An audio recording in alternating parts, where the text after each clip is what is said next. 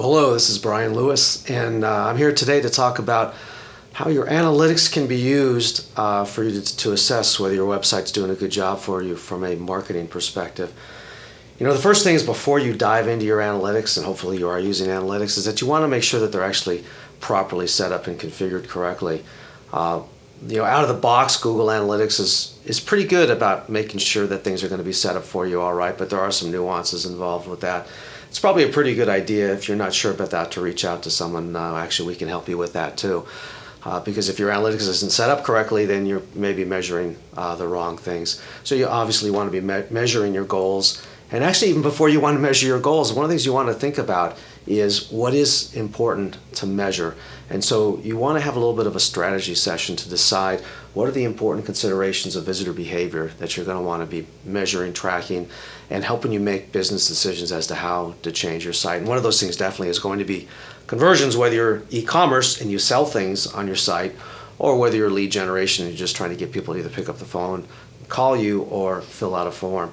A lot of web marketers will get just really honed in on just the whole notion of what I call a macro conversion, just that purchase or that lead form fill.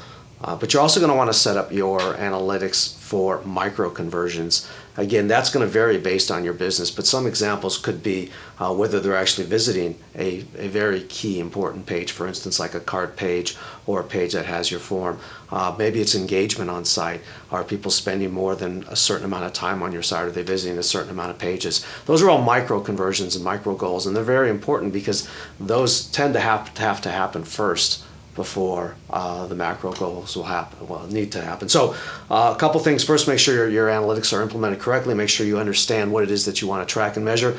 Third thing I want to talk about is analytics are great, but not so much in the aggregate view. So here's another important distinction that you want to make when you're looking at your analytics is forget about looking at the numbers as a whole, because we know that visitors tend to behave differently depending on all sorts of different reasons. One of them is source.